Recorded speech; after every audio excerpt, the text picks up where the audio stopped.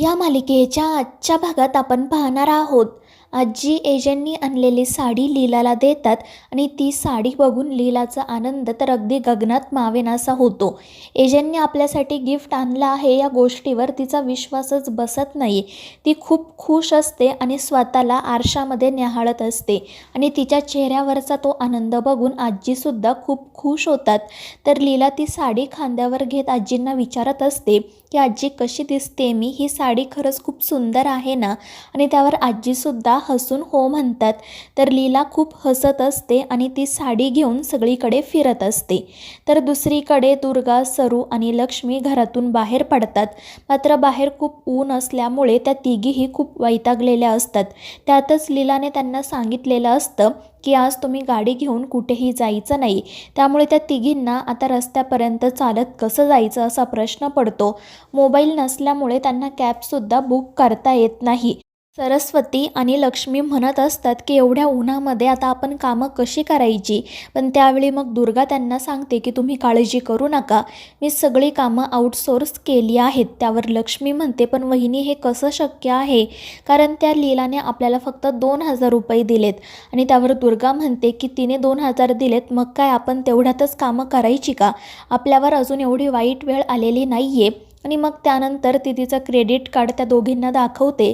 त्यामुळे त्यासुद्धा खुश होतात आणि मग त्यानंतर त्या तिघीजणी शॉपिंगला जाण्याचं ठरवतात. दुसरीकडे आजी आणि लीला गप्पा मारत असतात. लीला आजींना जेवण करण्याचा आग्रह करत असते, मात्र आजी म्हणतात की मला भूक नाही आहे, काय झालं आहे माहीत नाही पण आजकाल भूक लागतच नाही. आणि मग त्यानंतर त्या लीलाला सांगतात की तू अभिरामला कॉल कर आणि त्याला सांग की त्याने आणलेली साडी तुला खूप आवडली येते. मात्र लीला म्हणत असते की नको आजी, कदाचित ते कामात असतील. आणि ते ऐकून आजी हसतच म्हणतात की लीला तू कधीपासून असा विचार करायला लागली. आणि ते ऐकून लीला लाजून खाली मान घालते. तर आजी म्हणत असतात की लीला तू काळजी करू नको, तू अभिरामला कॉल कर. हक्काने तू त्याच्यासाठी गिफ्ट मागितलं ना, मग हक्काने आता त्याला सांग की त्याने जे गिफ्ट आणलं आहे ते तुला खूप आवडलं आहे. आणि त्यावर लीलासुद्धा हो म्हणते आणि मग त्यानंतर ती तेथून निघून जाते. तर आजीसुद्धा आराम करण्यासाठी त्यांच्या खोलीत जायचं ठरवतात. मात्र जेव्हा त्या खुर्चीवरून उठत असतात तेव्हा अचानक त्यांचा तोल जातो. त्या खूप घाबरतात, मात्र त्या स्वतःला सावरतात आणि मग त्यांच्या खोलीत निघून जातात. दुसरीकडे लीला एजंटना हे सगळं कसं सांगावं याचाच विचार करत असते आणि मग त्यानंतर ती एजंटना कॉल करायचं ठरवते. मात्र एजंट कामात असतील असा विचार करून ती पुन्हा मोबाईल बाजूला ठेवून देते. दुसरीकडे आजी त्यांच्या खोलीत जातात खरं, मात्र त्यांना खूप चक्कर येत असते. त्यांना व्यवस्थितपणे उभंसुद्धा राहता येत नाही आणि मग त्यानंतर कशाबशा आधार घेत त्यांच्या बेडवर जाऊन बसतात. तर दुसरीकडे लीला तिच्या मनातील भावना एजंटना कशा पद्धतीने सांगायच्या याचाच विचार करत असते. मात्र तिला काही ठरत नाही आणि मग त्यानंतर तिच्या लक्षात येतं की आपण एजंटसाठी एक छान नोट लिहू शकतो. आणि मग त्यासाठी ती पटकन जाऊन काही कागद पेन घेऊन येते आणि तिला छान काहीतरी सुचावं म्हणून मग ती टेबलवर फुलंसुद्धा ठेवते आणि त्या ठिकाणी परफ्यूमसुद्धा आणून ठेवते आणि नोट लिहायला बसते. मात्र एजंटसाठी काय लिहायचं हे तिला काही सुचतच नाही. आणि मग त्यानंतर ती एक शायरी लिहिते. मात्र ती शायरी जेव्हा ती पुन्हा वाचते तेव्हा तिच्या लक्षात येतं की जर हे एजंटनी वाचलं ना तर ते खरंच मला घराबाहेर काढतील. त्यामुळे मग ती तो कागद फेकून देते. दुसरीकडे आजी पुस्तक वाचत असतात, मात्र त्यांना अजूनही अस्वस्थच वाटत असते. आणि काही वेळानंतर तर त्यांना अजूनच त्रास होऊ लागतो, घाम फुटतो. त्यामुळे आजी खूप घाबरतात आणि तेथून बाहेर जाण्याचा प्रयत्न करतात. तर दुसरीकडे लीला एजंटसाठी अजून एक शायरी लिहिते. मात्र ती शायरीसुद्धा तिला आवडत नाही आणि मग त्यानंतर सरळ एजंटना ऑफिसमध्ये जाऊनच भेटायचं ठरवते. पण तिच्या लक्षात येतं की एजंट कॉन्फरन्ससाठी गेले आहेत, त्यामुळे मग ती पुढे काय करायचं याचा विचार करू लागते. तर दुसरीकडे आजी त्यांचा मोबाईल घेण्याचा प्रयत्न करत असतात. मात्र त्यांच्या मोबाईलपर्यंत हातसुद्धा पोहोचत नाही. त्यांची तब्येत खूपच बिघडते. मात्र दुसरीकडे लीलाला या सगळ्याची काहीच कल्पना नसते. ती फक्त एजंटचाच विचार करत असते आणि आपल्या मनातील भावना एजंटपर्यंत कशा पोहोचवायच्या याच्याच विचारामध्ये ती गुंतलेली असते आणि मग त्यानंतर तिला एक कल्पना सुचते आणि ती एजंटचा फोटो समोर घेऊन बसते. तर दुसरीकडे आजी कशाबशा त्यांच्या बेडवरून उठतात आणि बाहेर जाण्यासाठी निघतात.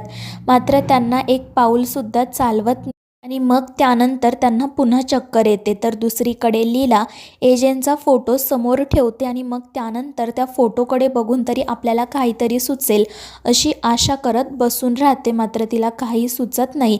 ती फक्त एजंटच्या फोटोकडे प्रेमाने बघत राहते. तर दुसरीकडे चक्कर आल्यामुळे आजी खाली कोसळतात. त्यांना कशाचा आधारही सापडत नाही आणि मग त्यानंतर त्यांना श्वास घ्यायलासुद्धा खूप त्रास होतो. त्या लीलाला आवाज देत असतात मात्र लीलापर्यंत आजींचा आवाज पोहोचतच नाही. तर दुसरीकडे एजंटच्या फोटोकडे बघूनसुद्धा काही सुचत नाही म्हटल्यावर लीला तो फोटो पुन्हा ठेवून देते आणि मग त्यानंतर ती मोबाईलवरून काही सापडेल का हे बघू लागते. मात्र मोबाईलवरील त्या सगळ्या शायरी वाचून ती म्हणते की यापेक्षा तर चांगलं मला काहीतरी सुचेल आणि मग ती पुन्हा विचारात गुंतून जाते. तर दुसरीकडे आजी लीलाला हाका मारत असतात मात्र लीलापर्यंत त्यांचा आवाज काही पोहोचतच नाही. त्यांना त्यांच्या मोबाईलला सुद्धा हात लावता येत नसतो आणि मग त्यानंतर त्या पूर्णपणे बेशुद्ध होतात आणि जमिनीवर कोसळतात. लीलाला मात्र याबद्दल काहीच कळत नाही. तर दुसरीकडे दुर्गा, सरू आणि लक्ष्मीने शॉपिंग केलेली असते आणि मग त्यानंतर त्या तिघीजणी आईस्क्रीम खात असतात. लक्ष्मी दुर्गाला विचारत असते की वहिनी आपण घरी किती वाजता जायचं. तर दुर्गा सांगते की 4 वाजता जाऊयात. मात्र लक्ष्मी म्हणते की वहिनी आता तर 5 वाजलेत आणि ते ऐकून दुर्गा घाबरते. ती म्हणत असते की आजींना 4 वाजता गोळ्या द्यायच्या होत्या, आपल्याला असा कसा उशीर झाला. आणि मग त्यानंतर ती लगेच एका ड्रायव्हरकडून फोन घेते आणि आजींना कॉल करायला सुरुवात करते. तर दुसरीकडे लक्ष्मी सरूला विचारत असते की तू लीलाला निरोप दिला होता ना की आजींना दुपारच्या गोळ्या दे. आणि त्यावर सरू म्हणते की नाही वहिनी, मी तर लीलाला काही सांगितलं नाही, तुम्हीसुद्धा काही बोलल्या नाहीत का. तर लक्ष्मी घाबरूनच म्हणते की नाही, दुर्गा वहिनींनी मला तसं सांगितलं होतं पण मी लीलाला निरोप दिलाच नाही. आणि मग त्यानंतर सरू मोठ्याने दुर्गाला आवाज देते मात्र ती दुर्गाला काही बोलणार इतक्यात लक्ष्मी तिला थांबवते आणि ती दुर्गाला म्हणते की वहिनी आपण ताबडतोब घरी जाऊयात, कदाचित त्या लीलाने आजींना गोळ्या दिल्या असतील. मात्र दुर्गाचा विश्वास नसतो आणि मग त्या लगेच घरी जाण्यासाठी निघतात. मात्र लक्ष्मी सरूला बजावते की याबद्दल काही दुर्गा वहिनींना कळता कामा नये, जे काही घडले ते आपल्या दोघींमध्येच राहायला हवं. दुसरीकडे लीलाने एजंटसाठी एक छान कविता लिहिलेली असते आणि ती कविता वाचून तीच खूप खुश होते. तर दुसरीकडे दुर्गा सतत आजींना कॉल करत असते मात्र आजींनी कॉल रिसीव न केल्यामुळे ती खूप घाबरलेली असते. तर लक्ष्मी आणि सरूची सुद्धा वेगळी अवस्था नसते. मात्र जर आपलं सत्य दुर्गाला कळाल्यावर काय होईल याचीच त्यांना जास्त भीती वाटत असते. त्यानंतर त्या तिघीजणी घरी येऊन पोहोचतात आणि मोठमोठ्याने आजींना आणि लीलाला आवाज देऊ लागतात. लीला त्या ठिकाणी त्यांना काय झाले ते विचारते.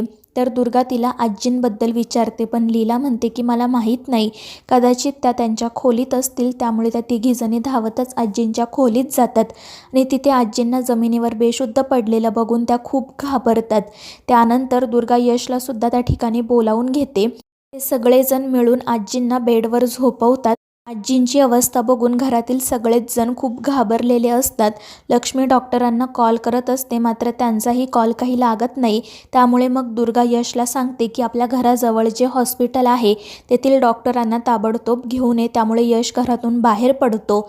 तर दुसरीकडे दुर्गा लीलाला आजींच्या गोळ्यांबद्दल विचारत असते पण लीला काही बोलणार त्याआधीच लक्ष्मी म्हणते की डॉक्टरांना फोन लागला आहे आणि त्यामुळे दुर्गाचं दुसरीकडे लक्ष वेधलं जातं. त्यानंतर लीला धावतच बाहेर जाते आणि एजंटना कॉल करण्याचा प्रयत्न करते पण ते काही तिचा कॉल रिसीव करतच नाही. तर मित्रांनो, या मालिकेच्या पुढील भागांमध्ये आपण पाहणार आहोत लक्ष्मी आणि सरस्वती त्यांची चूक लीलावर ढकलून देतात आणि आजींच्या अवस्थेसाठी सगळेजण लीलालाच दोषी ठरवतात. तर मित्रांनो, या मालिकेच्या पुढील भागांच्या अपडेटसाठी आपल्या चॅनेलला सबस्क्राईब करा.